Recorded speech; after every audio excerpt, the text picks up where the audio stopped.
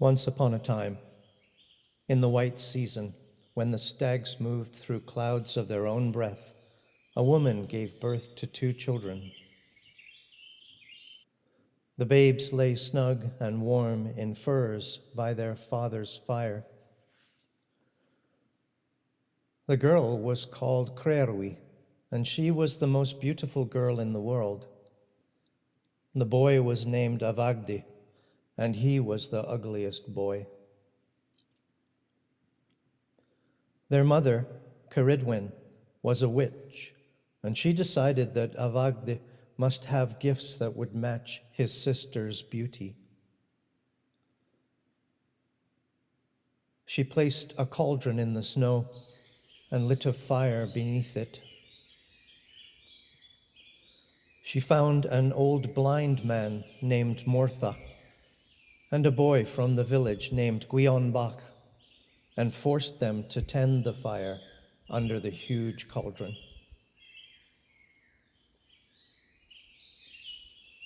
Ceridwen poured all her magical craft into the simmering soup.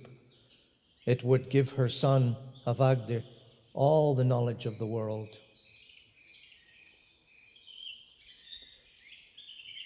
Mortha could not escape because he was blind. Little Guion could not escape because he was trapped on the island, tending the fire and stirring, stirring, stirring.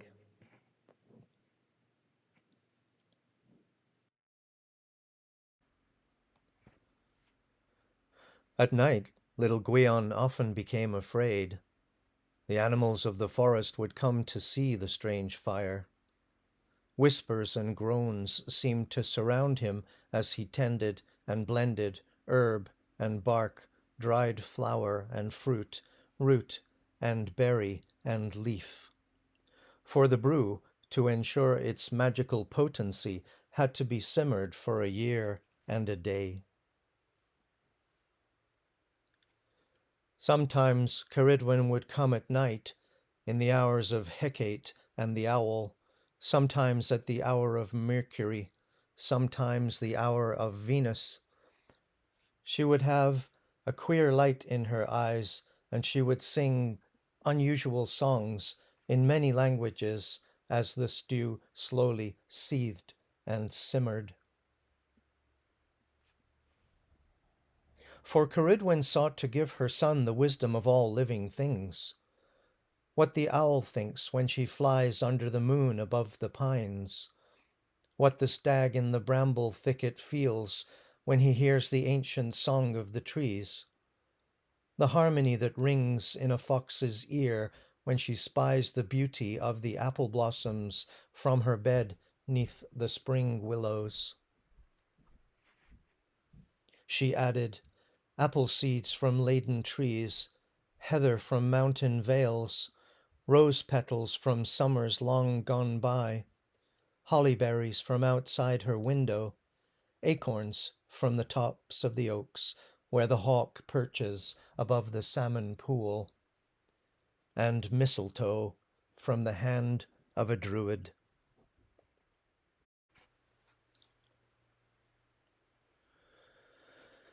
Then, one fateful day, while Guion was stirring and stirring, 3 scalding drops flew out of the cauldron and splashed upon his fingers.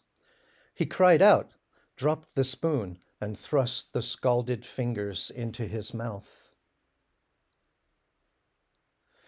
The instant the hot liquid touched his lips, he began to feel strange. His mind whirled, and he heard many sounds, all mingled together. He began to see surprising visions. He saw all that had been, was, and was to be upon the face of the earth. He saw unusual animals and unfamiliar stars, palaces and ruins, temples and mountains.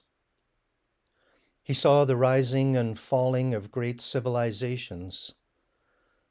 And when he looked into the future, he saw Ceridwen's plan to kill him when the brew was finished. He fled the fire, and the cauldron burst in two. When Ceridwen saw her year of work ruined, she flew into a rage and raced after little Gwion. Gwion saw Ceridwen chasing him, and in his fear he wished he could run as fast as a rabbit, bounding through the grass. Suddenly he was, and swiftly he ran. But Ceridwen turned herself into a great dark hound, and Gwion soon felt fear again. He cast a bright eye toward the lake, and wished himself a fish in cool, silvery water. Suddenly he was. But a fish is no match for an otter, unless in very deep water. In the blink of an eye, Ceridwen was a sleek, dark otter, slipping effortlessly through the water in search of Gwion fish. To flee from her, Gwion became a swallow, darting over the trees towards Ceridwen's house. 3 tiny heartbeats from the window of the barn, Gwion's swallow saw his own shadow on the ground, blotted out by the shadow of a mighty hawk.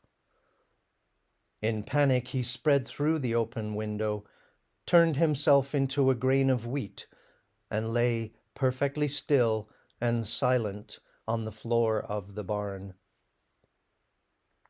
while Ceridwen Hawk hovered outside. Ceridwen Hawk, perching lightly on the window ledge, blinked twice, searching the shadows of the barn.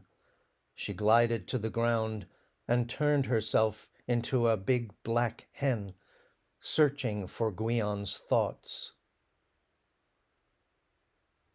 She walked slowly through the barn on awkward chicken legs. The little grain of wheat held its breath, hoping the black hen would not notice him among the other grains of wheat.